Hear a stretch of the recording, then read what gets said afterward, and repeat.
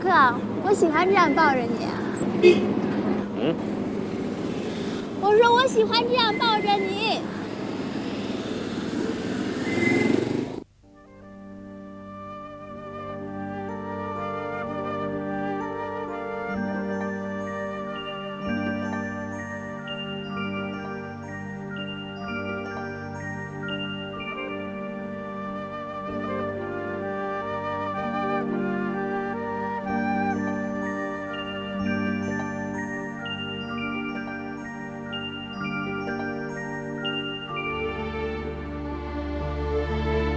你看你们怎么照顾孩子的？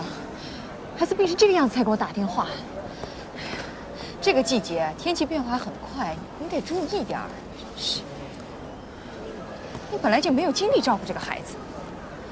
谁也不是有意让他生病的。那我也没说你是有意的呀，我只说你不当心。这孩子生病也不是什么了不起的大事儿，你看你说到现在，我就是让你当心点，我说错了。那我们先回去了。哎，我带亮亮回家。哎，你怎么就这么不相信人呢？我告诉你，孩子肯定没事儿，我会好好照顾他的。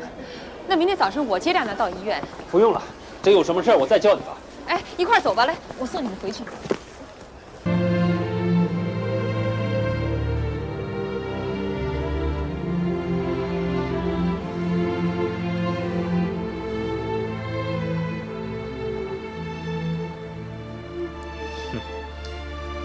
看你折不折腾。这个呀，明天才能戴，这是规矩。啊。我呀，现在就给你放好，免得你明天忘了。嗯，明天再戴。啊，睡吧，要不明天吃不消了。我睡不着啊。哎呀，你呀。小克，嗯。你娶我会后悔吧？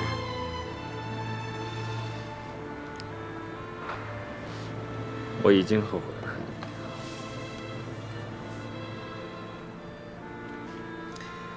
哎呀，可是有什么办法呢？你也是先斩后奏啊，孩子都有了，啊，我还能不要你吗？我怕将来啊，你将孩子和我作对。去你的！居然说这种话气我！儿子啊，我们不要这个爸爸了。嘿嘿，真生气了，傻丫头，我跟你开玩笑呢，你听不出来啊？啊？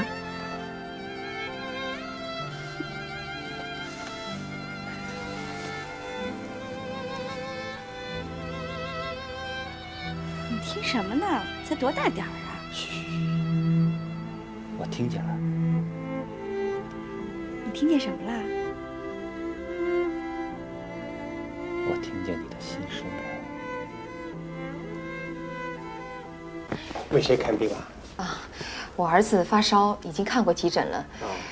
我想麻烦您帮我看看这些化验单。好，你把化验单给我。哎，从化验的结果看，白细胞总数比正常值高出了不少，将近6倍，这要注意。最好你带孩子来做进一步的检查。那这到底是个什么情况？就现在情况来看不好说，或者你等李主任回来以后给他看看，听听他的意见再说。哦，那李主任下周回来是吧？对，下周1。啊，谢谢您啊。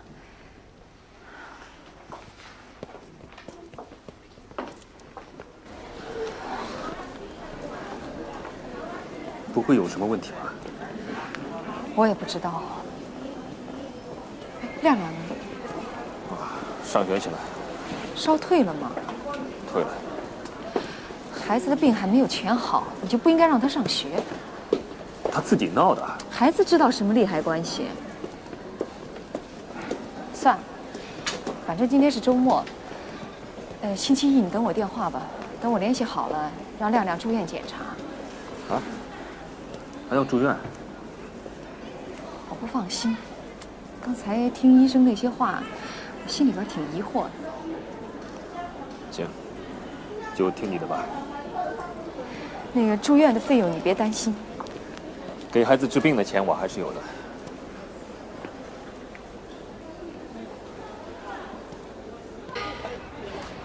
这样多危险呢！你们应该打个车。妈，这不怪爸爸，我想坐摩托车。快点吧，人家床都留好了。走，来。就是白血病。很抱歉，我在确诊之前无法告诉你们，但是我们已经制定了相应的治疗措施，准备先给孩子一段时间的药物治疗，稳定病情。不会吧？会不会搞错啊？我知道，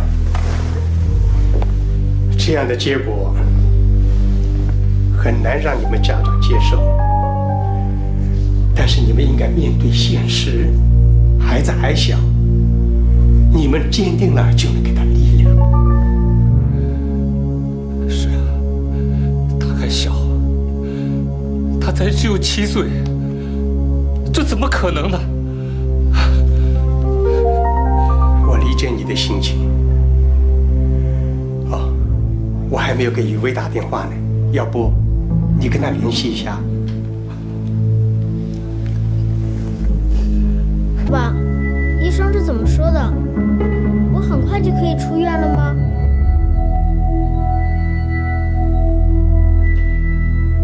现在还不行。为什么？因为你的病还没治好。我没有病。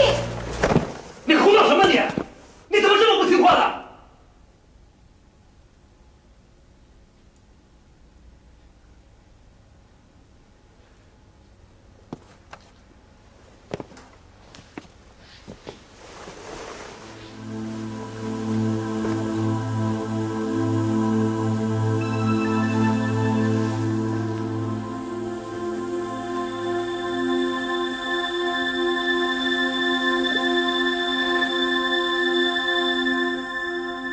爸爸，你怎么了？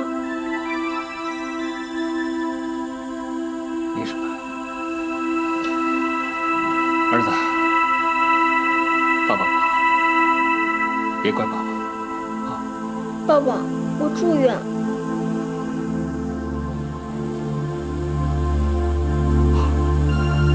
住院，咱们住院啊。王小克，当初儿子是你从我手上要走的，现在孩子得了这种病，你得负责任，你知道吗？你得负责任。儿子让你弄成这个样子，你怎么跟我交代？你说你怎么跟我交代？儿子从小到大，你管过多少？你喂了几次饭？你洗过几次尿布？孩子到了您手里就得了这种病，你配当父亲吗？你不配。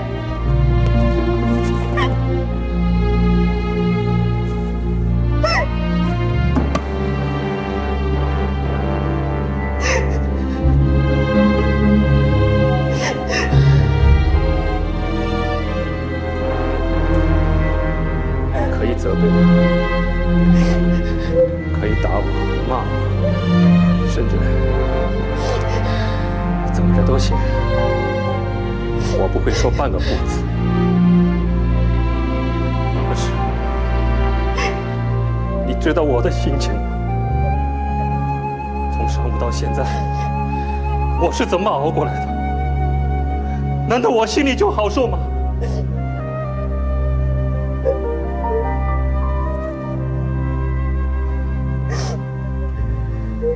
是，说得对，我是没照顾好孩子，该死！要李主任的话，我都恨不得用我自己的血去换量。生白血病的是我，我什么都可以为他去做。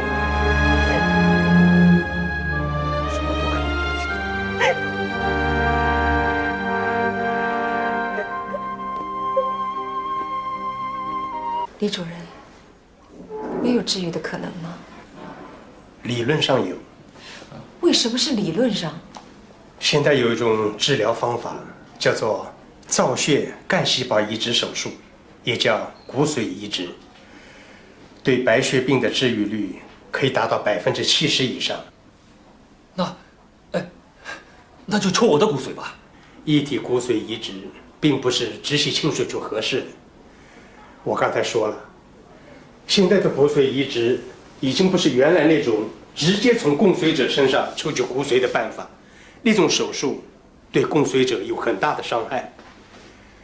现在叫造血干细胞移植手术，只是沿用了原来骨髓移植的叫法。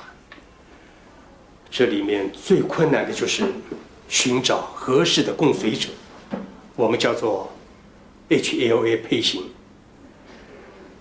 关键是这种配型成功的概率很低呀。那低到什么程度？只有1/1000几。李主任，做这样的手术费用大吗？直接手术费用不大，可是为了抗排斥，所用的药物都很昂贵。钱不是问题，再贵我都要做。你们孩子住院怎么是自费呢？你应该有公费的呀。孩子跟了他爸爸。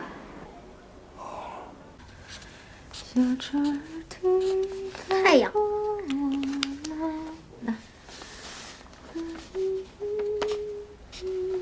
草地。哎，亮亮，待会儿爸爸来吃了晚饭之后，妈妈带你到楼下的草地去玩好吗？好啊。妈，我觉得生病挺好的，我喜欢生病了。净说傻话。真的，妈妈，你看，我一生病，你和爸爸就能天天来看我，我就能天天见到你们了。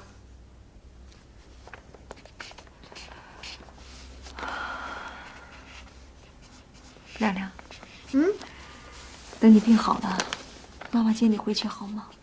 好啊。爸爸。哎，儿子，来了。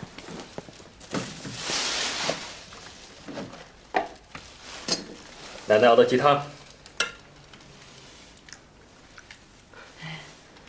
你也喝点吧。不了，妈，你也喝点吧。妈妈不喝，你喝。朋友们，你们想一想，那些不幸的病人，他们曾经跟我们一样，都拥有一个美好的生活，一个未来。他们之中还有很多人是孩子，那些孩子本来应该在无忧无虑的环境里生长，可是突然之间，巨大的不幸降临到他们的身上，生活在一夜之间被改变了，被彻底改变了。当我们面对那些孩子的眼睛，那些渴求的目光，我们的心都要碎了。所以哪怕是一点点生的希望，一点点，都请你们不要剥夺他们生的希望，请你们伸出你们的手，真的，也许真的就能拯救一个生命。这真的是一件非常非常伟大的事情。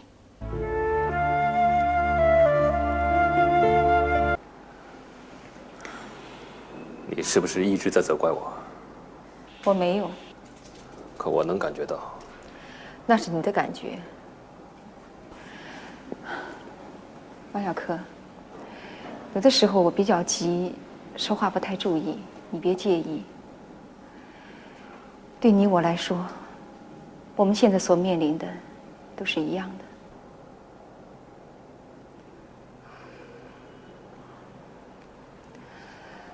当初我们分手的时候，你一定要走亮亮。可是那个时候你并没有能力照顾这个孩子，你妈妈年纪又大了，孩子那个时候正是需要关心和爱护的年龄。现在说这些，还有什么意思呢？没什么意思。这个世界上也没有卖后悔药的了。路走过去，就得一直往前走，没有回头，也容不得多想。是啊，走过的路不可能再重走了。昨天，孩子突然对我说：“妈妈，我现在每天都能看见爸爸和妈妈了，不像过去，要么是爸爸，要么是妈妈。”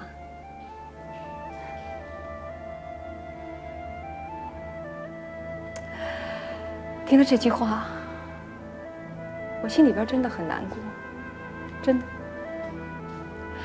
马小柯，我并不是责怪你，其实我是在责怪我自己。当初我们真的是到了那种过不下去的地步了吗？我不知道，我真的不知道。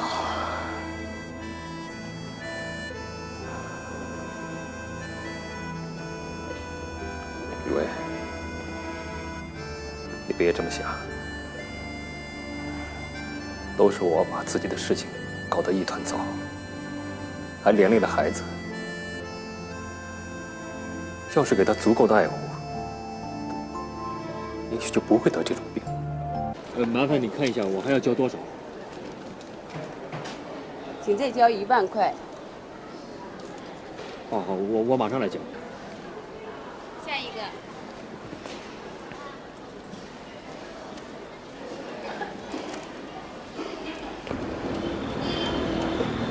今天晚上，金总，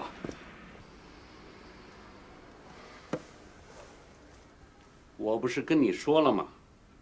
没事儿，别往我这儿跑，跑什么跑？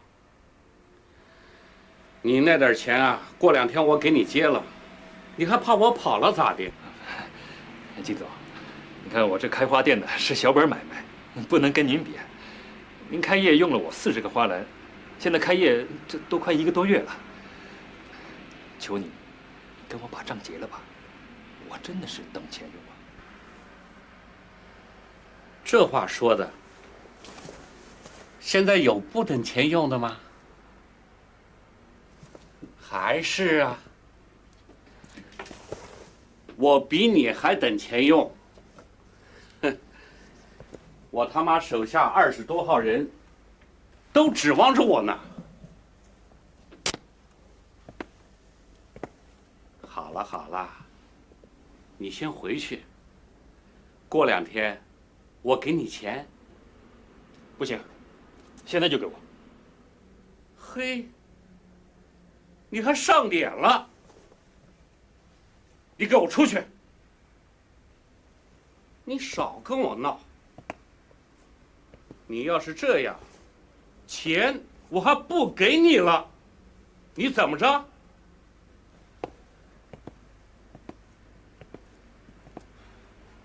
金总，别这么说。我马小柯从来不犯浑，我就要我自己那份儿，那是你该给我的，为什么不给我？为什么？不为什么？钱是我的，我想给你就给你，不想给你，我就不给你。我现在烦你了，成吗？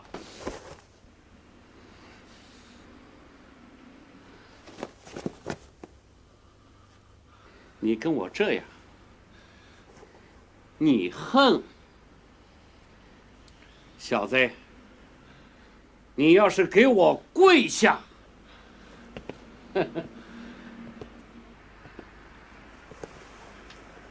我就把钱给你。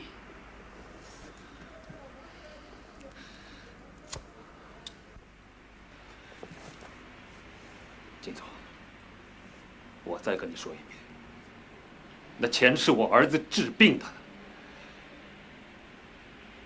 你要是有良心，把钱给我，我马小可谢你一辈子。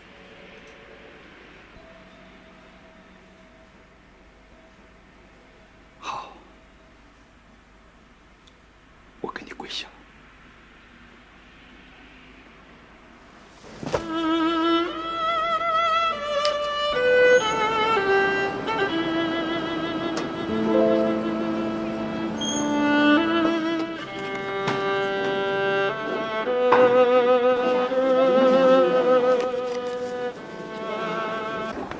我来吧。哦，爸爸，哎，你看，这是干什么？李主任说要做放疗。做放疗？啊。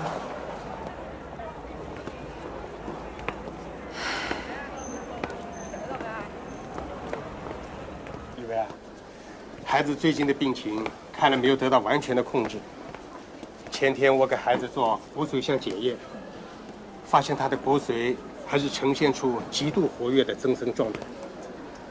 分类中原始幼稚细胞比值到了87%，而幼细胞和聚合细胞系统都明显的减少。所以我考虑给孩子进行化疗。化疗？是的，钴60照射头颅，这样可以防止中枢神经系统的白血病进一步发生。那对孩子有什么影响吗？任何治疗对孩子的身体都会有一定的伤害，但这是必须的。作为医生，我必须把挽救孩子生命放在第一位。我理解。另外，宇威，你也不要被骨髓移植抱太大的希望，因为找到配型也可能是等上1年，也可能要等上10年。所以我们现在要做的，就是尽量稳定孩子的病情，然后等待。当然，即使是等待，也要有等待的条件的。你明白我的意思吗？啊，我明白。来，慢点。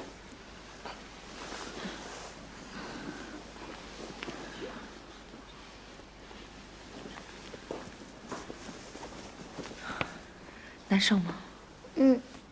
不疼。妈再给你揉揉啊。好点了吗？好一点了。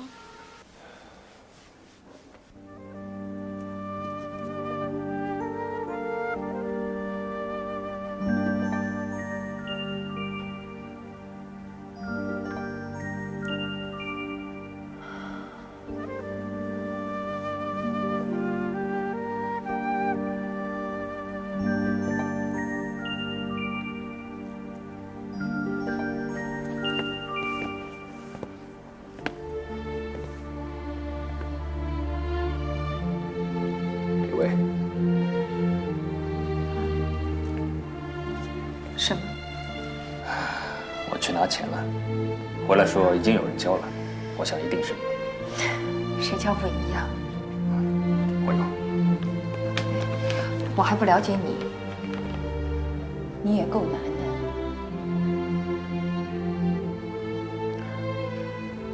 都一样。不一样，这不是1天2天的事儿。我心里边已经做了最坏的打算，我打算把房子卖了。卖房子？那你住哪儿啊？我住单位的集体宿舍去。别这样，宇威。真要卖，我可以把花店卖了。苏娜盘下的这个店，市口不错，又是门面，应该卖得出价钱。万一骨髓有了消息，真的可以做移植，到时候抗排斥的治疗需要很长时间的。那个店是他留给你的，也算是个纪念。可要是你把它给卖了，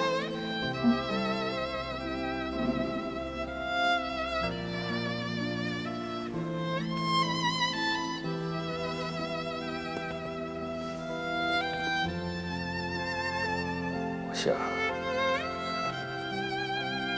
他会理解的。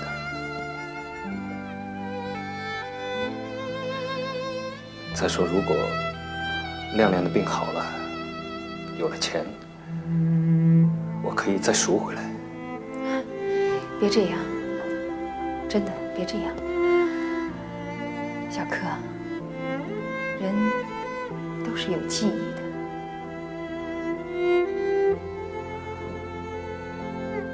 我知道，我经历的一切都不会忘记。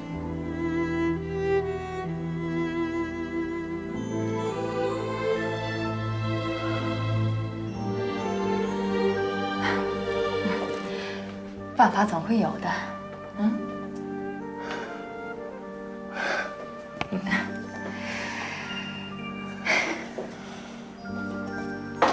小柯哥，哎，小雅，这么晚你还来啊？这给亮亮治病用，你干什么呀？我怎么能用你的钱呢？你就收下吧，小柯哥，就看在娜姐的份上。我知道你为亮亮病发愁，我也挺难受的。这钱是我这几年存的，你先用。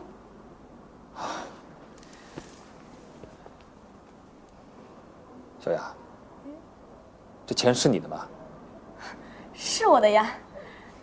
我知道做一次骨髓移植手术要花很多钱的，好人不该遭罪的。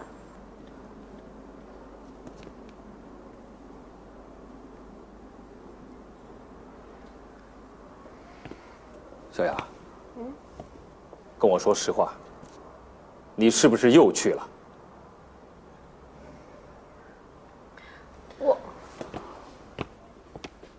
你不是亲口跟我说的吗？啊，就是穷死累死，再也不走回头路了吗？不错，我现在是需要钱，可那也得用自己劳动挣来的钱，啊，那才用得心安理得。你要是真的要作践自己，行，那我也没办法了。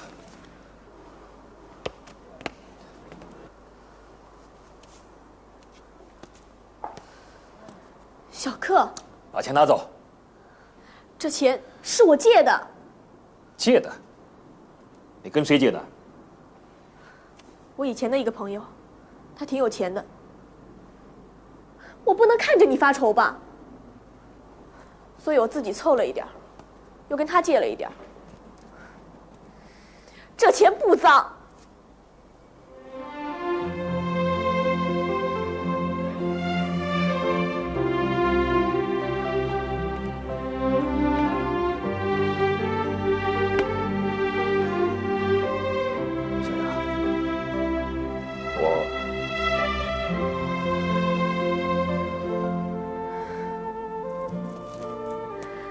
我知道你是为我好，我怎么会再走回头路呢？我不会了。这钱你拿着，就当是我借给你的，还不行吗？谢谢。就算是我借你的，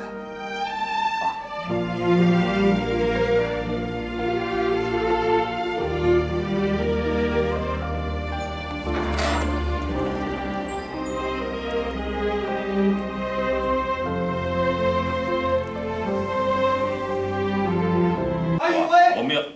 安宇辉，小飞怎么了？薇姐，刚接到骨髓库电话，说找到了一个和亮亮合适配型的骨髓捐献者。真的？真的，你没有听错吧？我发誓，我以我女朋友的名义发誓。快呀，电话等着呢！快去吧，宇威，快去，快！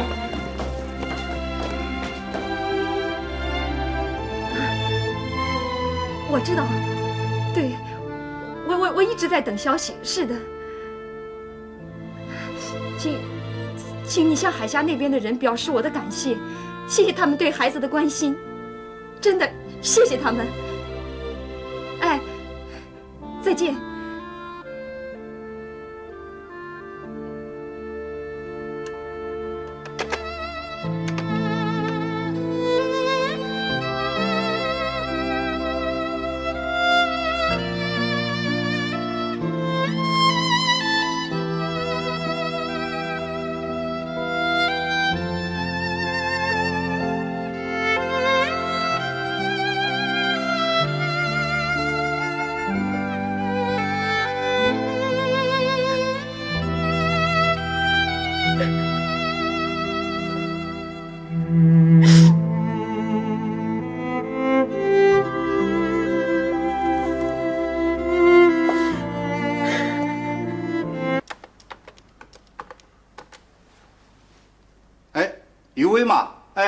我是骨髓库的谢医生啊，你能不能马上到我这儿来一趟啊？好，好，好，那我等你啊。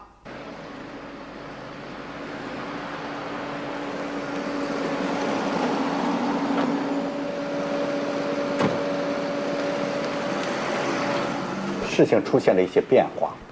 啊，什么变化？台湾的那名捐髓者呀，无法为小亮亮捐献骨髓了。为什么？因为血样是3年前采集的，台湾方面发现他现在呀是艾滋病病毒的携带者。这可怎么办？这可怎么办？你别难过，来，先坐一坐，坐一坐啊。我想，我们还是应该有机会的，我们应该再等待一下啊。李威，怎么会有这么巧的事情？要不是我自己亲身经历，别人说了我都不相信。而且儿疑相符的概率这么低，孩子还有希望吗？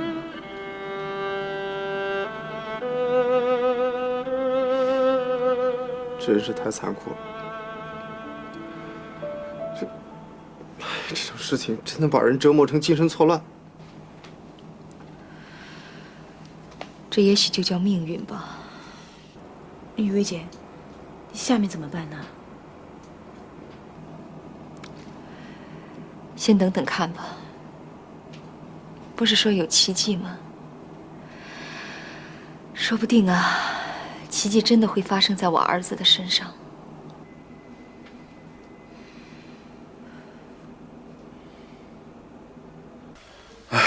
真没想到，事情会是这样。其实骨髓库的谢医生他也是好意，一得到台湾方面的消息，马上通知我。虽然最后还没有确认，他也不想是这样。真是有些遗憾呐。是。设想的跟踪报道，现在也只好先搁下来了。啊，这个事儿呢是次要的，你呢暂时把工作先放一放，好好的照顾孩子。有什么困难呢，跟我提出来，好吗？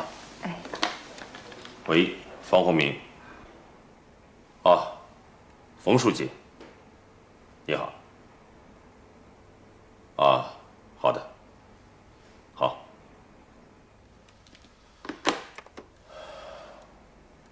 啊，纪委的冯书记要找我谈话。纪委？对。他们找你干什么？嗨，谈话就谈话吧。那好，我先走了，您多保重。嗯，好，谢谢。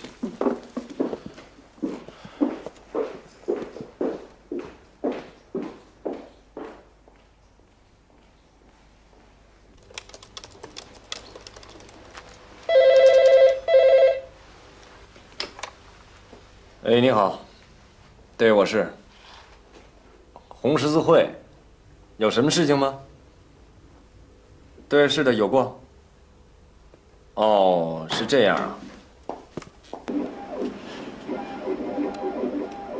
欧阳先生，您的血样我们一旦检测完成，会立刻确定您的手术时间。那个即将接受您骨髓的是一个7岁的男孩，非常可爱的一个男孩，可惜了。医生，这个孩子查出患有白血病多长时间了？3个月了。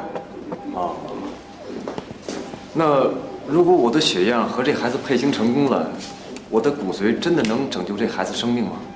这个嘛，移植成功的概率呢是70%，希望那个孩子在这幸运的70%里。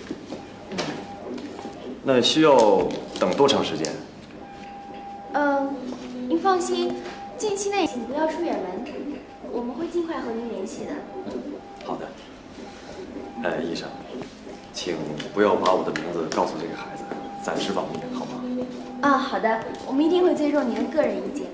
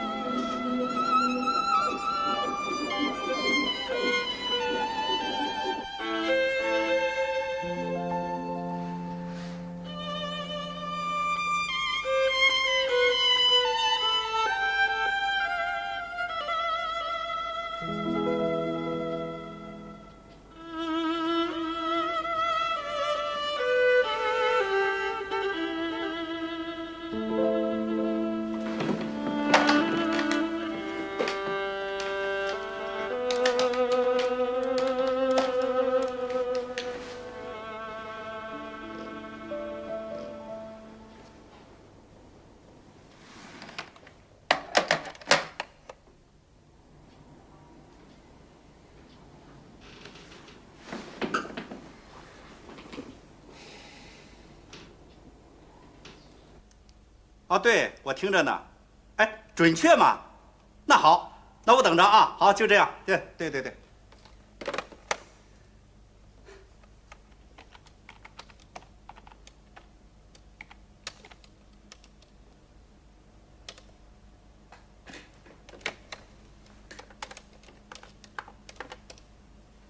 喂，林医生吗？啊，我收到了啊。哎，对比结果是准确无误的，血样分析结果出来了吗？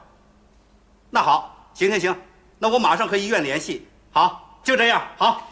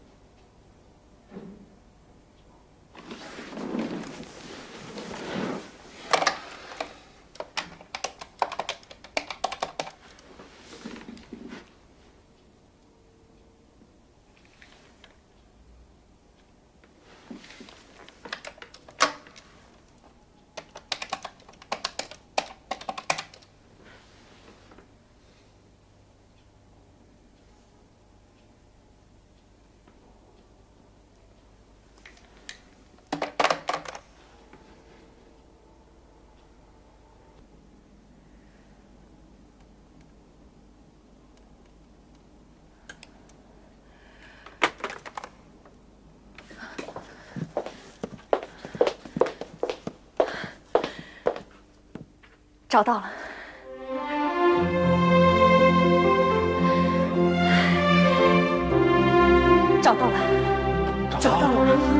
找到了，奇迹终于发生了，玉姐，这让你说对了，不可能发生的奇迹终于发生。这说不定也是命运的安排的。是，这回是千真万确。哎，给局长打电话。这才3个月，奇迹就发生了，他也不会吃惊的。快！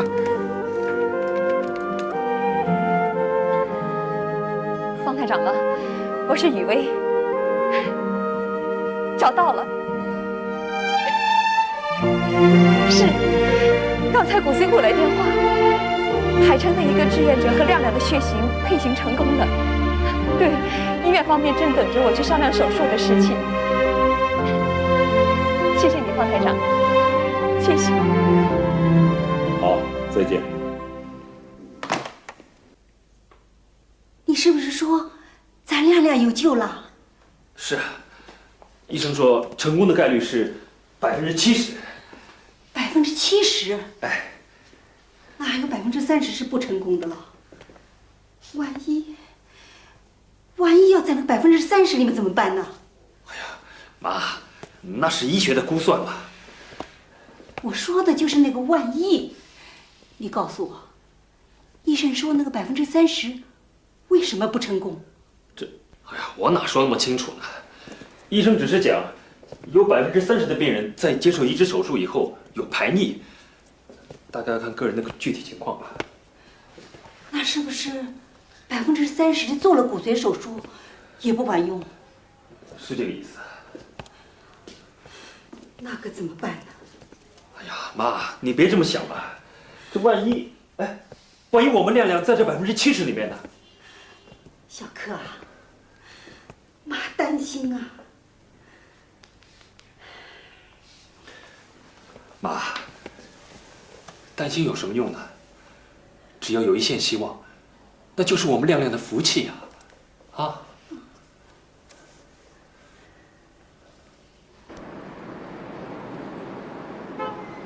这就是我们的构想。我在设计思路上着重引进了亲水社区这个时尚概念，因为在我的思路里面，我觉得有了水，才有了生命力，有了活力，使整个楼盘变得富有灵性。而我们规划的这个地块，也具备了这种时尚的前提。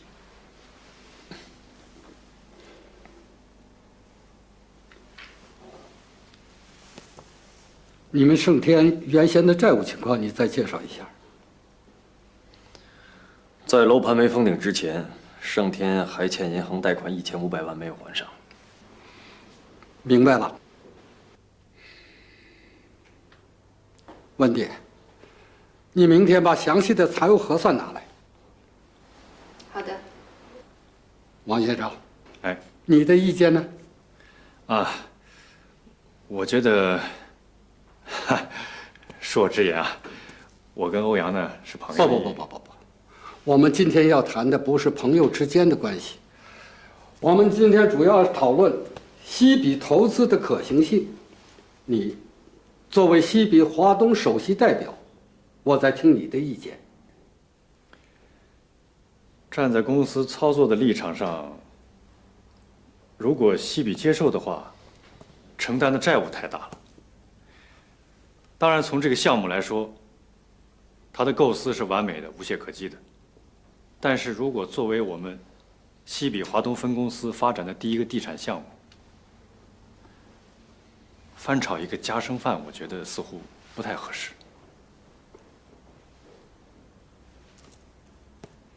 王总的这个担心我也曾经有过，所以我也仔细核算了这个问题。我的意见正好和王总相反。我认为西比公司进入这个项目在投资上是完全划算的。这里是我得到的当地政府最新的一个文件。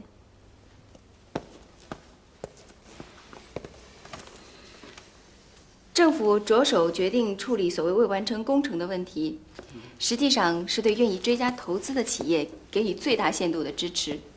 这就意味着政府会减免很多政策性的收费。大家不妨想一下，如果同一个楼盘，西比公司从购买地皮开始核算的话，我们的付出可能会比原来更大。我有一个想法，徐先生，王总，假如西比投资，玉龙园以前的所有债务由我一个人来承担。我现在没有这个能力，但是假如玉龙园一旦成功的封盘，这一切从我的利润里扣除。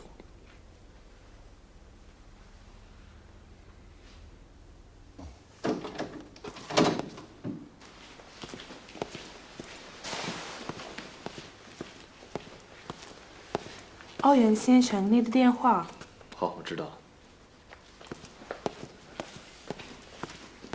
徐先生，对不起啊。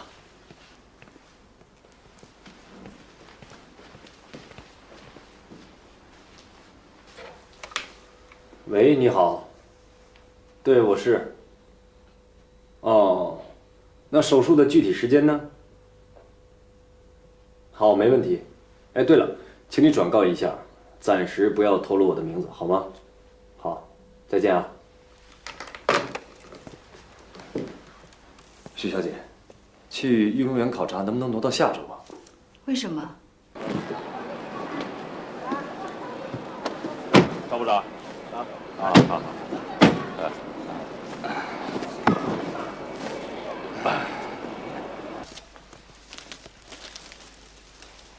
我一直想来看看你和孩子。您那么忙，哎，再忙也得来嘛，这可不是小事啊。是，赵部长对孩子的病情呢，一直非常关心。这也是组织的一片心意。啊，赵部长，孩子的移植手术安排在在后天。已经进入倒计时了。哦，亮亮，害怕吗？我不怕。妈妈说就像是打吊针一样，不疼的。好孩子，好孩子。赵部长，这一次的手术啊，将是我们这个城市进行的第一例骨髓移植手术。我们相当重视。你是说首例？首例，主要是因为配型成功太困难，加上这种技术成熟也是最近几年的事情。好吧，看来这是很有意义的。是。具体手术你们怎么进行啊？哦，是这样的，在海城方面抽取骨髓的同时，我们在吴郡市做好亮亮的一切手术准备。好，看来这是个集团作战呀！啊，哎，老方，互换爱心这个主题很好啊。虽然说上次两岸间的交流没能成功，不过这一次的手术意义非常的重大呀。好，赵部长说的对。我和雨薇呢已经商量过了，准备把这次的手术呢按照原来的计划进行跟踪报道。现在呢，就等手术的最后时刻表了。因为海城方面的骨髓一旦抽取之后呢，要在20个小时之内送到。红十字方面呢，正在联系运输的问题。哦，那车辆呢？不行的话，用我的车。那怎么行呢？谢谢赵部长啊，我们医院已经安排好了。部长放心，我们安排好了。好。哎，部长，你联系一下交管局，就说请他们协助。好的。保证好那天交通道路上的畅通。好。就说赵光南，请他们协助我们做好这次工作。好的。赵部长想得真周到啊！要想得周到啊，这不是小事情啊，这是关系到人的生命的大事。好了，宇威。你辛苦了，好，哎，再见。再见。哎，好，留步啊，不着急，再见啊，哎，再见。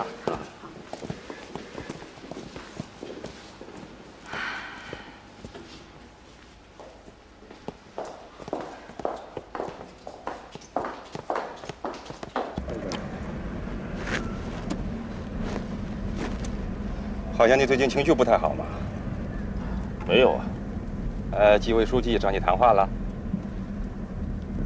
您知道了？我怎么不知道呢？是为了亚丁那幅画的事情吧？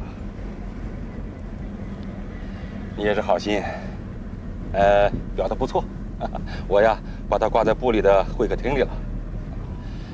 哎呀，我们有些同志啊，工作上不怎么样，可是搞起小动作来呀，一套一套的。是，我也真的没想到，身正不怕影子斜。还是鲁迅的那句老话：走自己的路，让他们出去。是。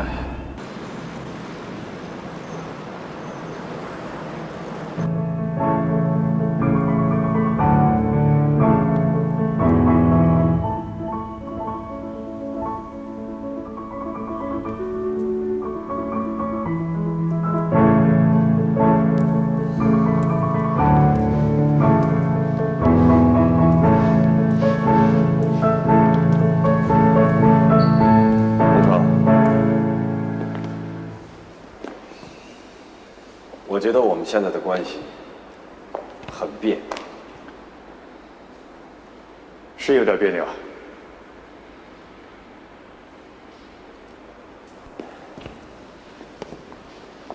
难道我们不能像从前那样，像兄弟一样的好好谈谈吗？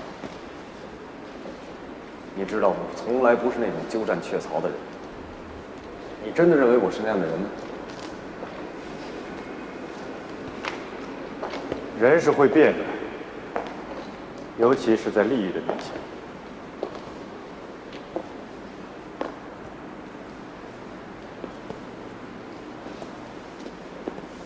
不会的，真的。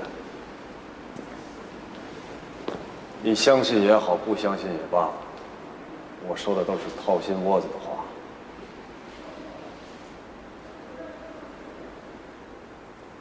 没错。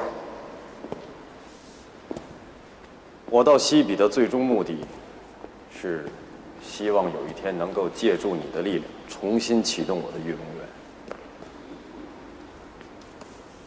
这一点我从来没有向你隐瞒过。但是如果你现在需要我证明什么，我可以立刻离开西比。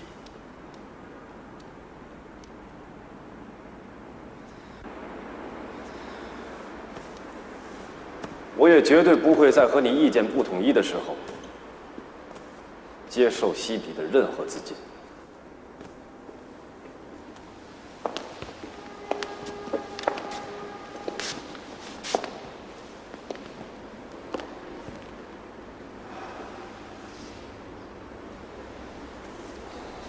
你不相信我，我可以立刻离开。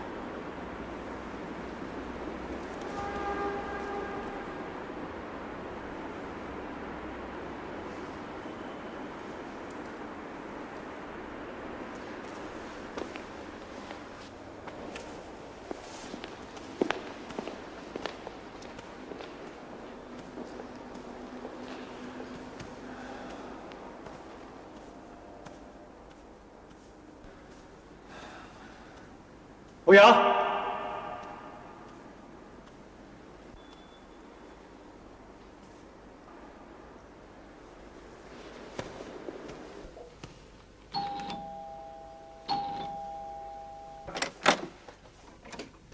我可以进来吗？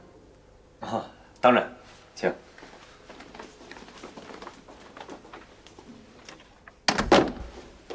徐小姐，请坐啊。好。欧阳，你病了吗？没有啊。那你要出远门吗？哦，许小姐，你还记得那回咱们在街上看见红十字会捐献骨髓那宣传吗？记得啊。他们1个礼拜前给我打了一个电话，说我的血样和一个患有白血病的孩子配型成功了，他们让我去一下，说有可能我的骨髓能够救这孩子。是这样。可是欧阳，你知道我父亲他在中国的时间？我知道，这可能会影响。许小姐，我现在是那个孩子的最后希望。拯救生命，我觉得是一件非常光荣的事情。如果他需要，我会为他做的更多的。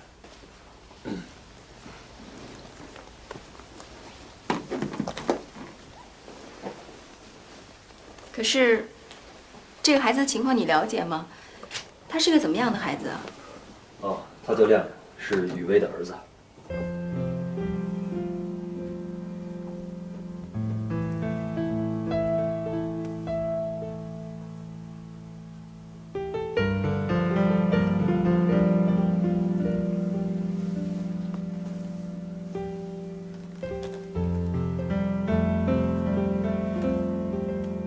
许小姐，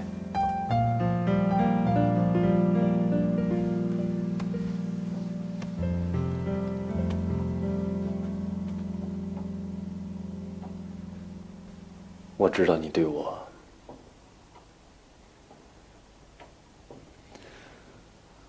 可是我不希望因为你对我的原因而获取西比对玉龙园的投资。我还想告诉你，我爱雨薇，真心的希望她能幸福。对不起。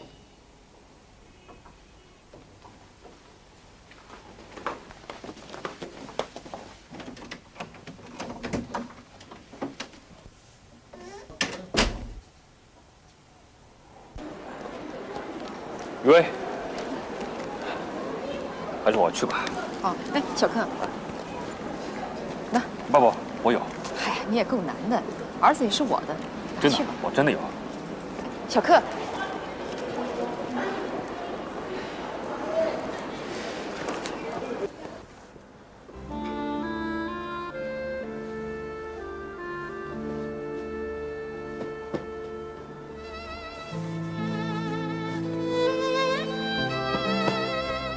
妈妈，你不舒服了？爸爸，我想问你一个事儿。什么事儿？我们还是一家人吗？是，我们还是一家人啊。以前是，现在不是了。一家人就应该住在一起。我应该天天能见到爸爸妈妈。你现在不就是天天都见到我们吗？可是我的病一好，你们就又分开了。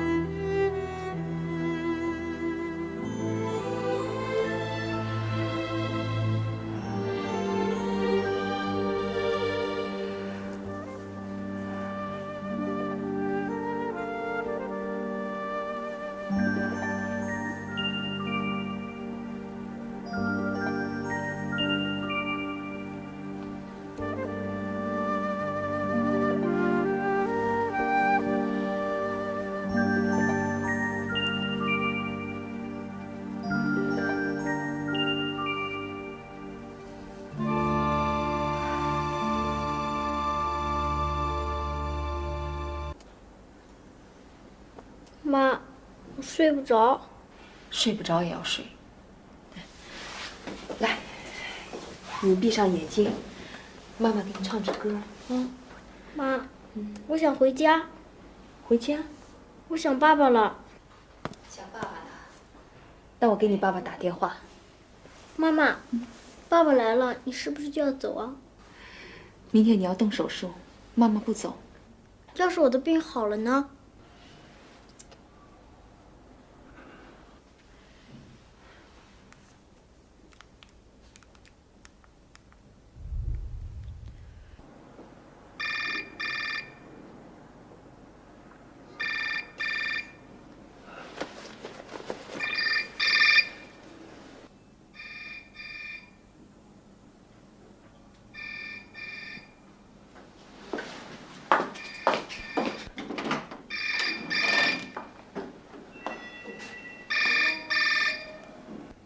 是我打的，儿子正想你呢。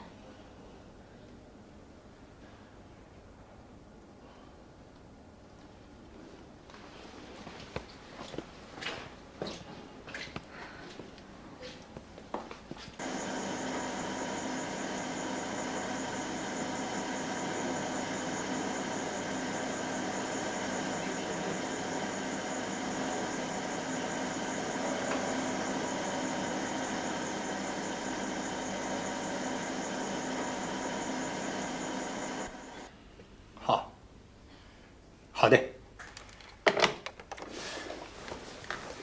海城的骨髓抽取已经在8点钟正式开始，我们准备好了吧？准备好。好，病人的体温呢？37度1。好，我们开始吧。无菌室不能进去很多人，你们家属只能进去1个。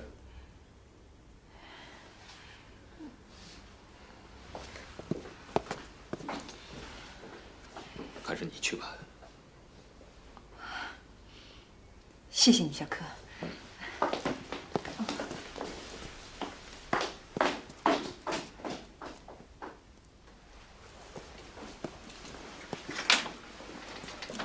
妈妈，亮亮，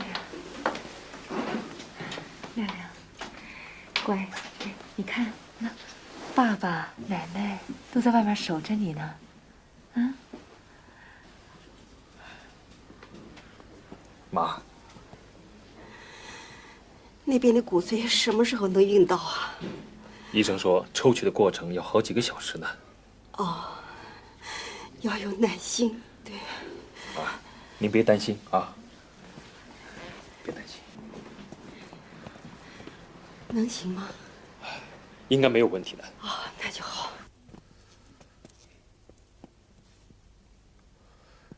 听众朋友们，我现在是在移植手术的现场。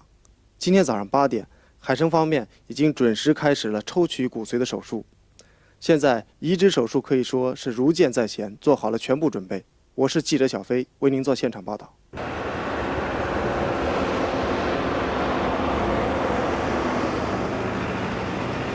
听众朋友们，大家好！现在呢，我是在高速公路的路口处，现在的时间是下午的13点50分。海城的移植手术顺利进行之后呢，将赶向这里。现在高速公路的路况良好，预计运送骨髓的车辆将在16点30分左右到达我现在的位置。那我身后呢还有一辆警车，等到运送骨髓的车辆到达以后呢，将在警车的开道之下，用最快的速度穿过市区，直达手术室。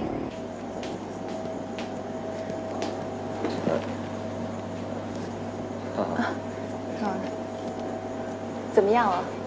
很好。如果顺利的话，3个小时以后，你的骨髓就可以挽救亮亮了。如果不是亮亮，我也会这么做的。我相信。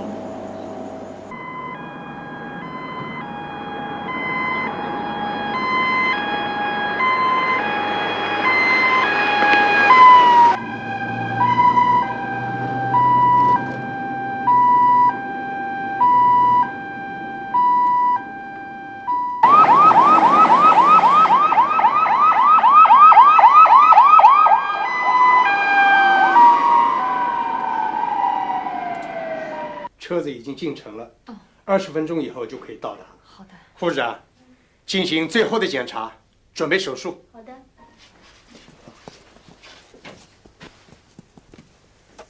开始手术。亮亮，给你捐献骨髓的叔叔录了一段话，我现在放给你听，好吗？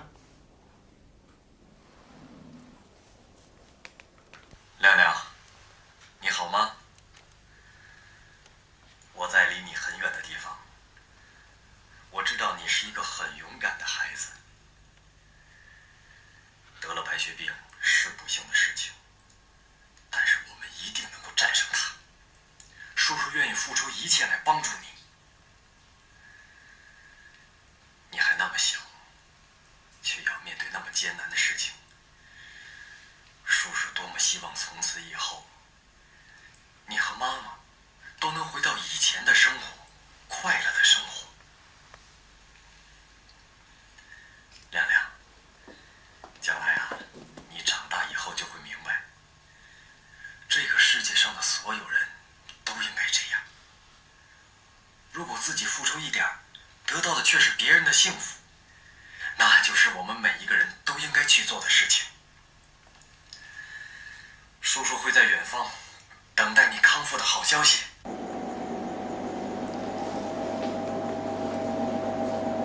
欧阳，你的电话。哦，喂，你好吗？你好。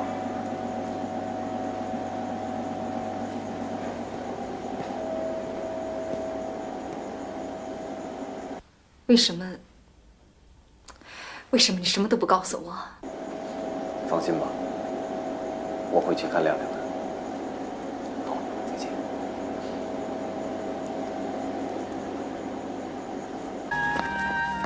爸爸妈妈，快点！哎，爸爸，我很快就可以去上学了吧？当然了，你病好了，当然可以上学去了。哎，小克，你的第二家花店什么时候开业？我等着亮亮给我去剪彩呢。那一条说话算数哦。啊，一言既出，驷马难追。爸爸，你看。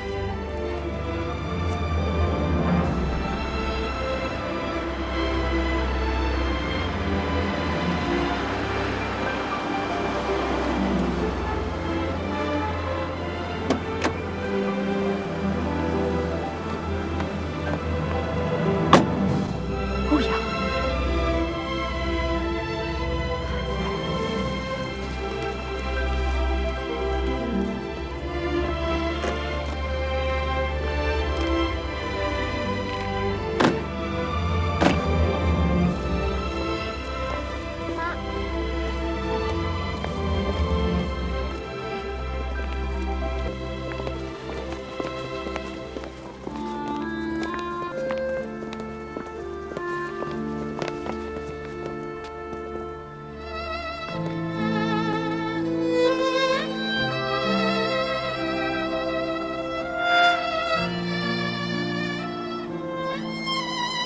欧阳，你回来了。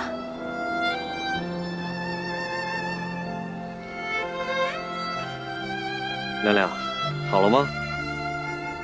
亮亮，他就是救你。我知道，欧阳叔叔，我爸爸说你是我的救命恩人。不，你的爸爸妈妈才是你的恩人。